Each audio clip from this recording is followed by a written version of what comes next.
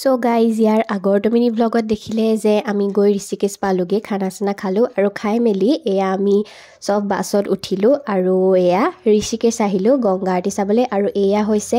ৰামঝোলা যিখন ঋষিকেশত আছে আমি এফালেদি ধুনীয়াকৈ আহিলোঁ আৰু গৈ গংগা আৰতি চালোঁ ধুনীয়াকৈ আমি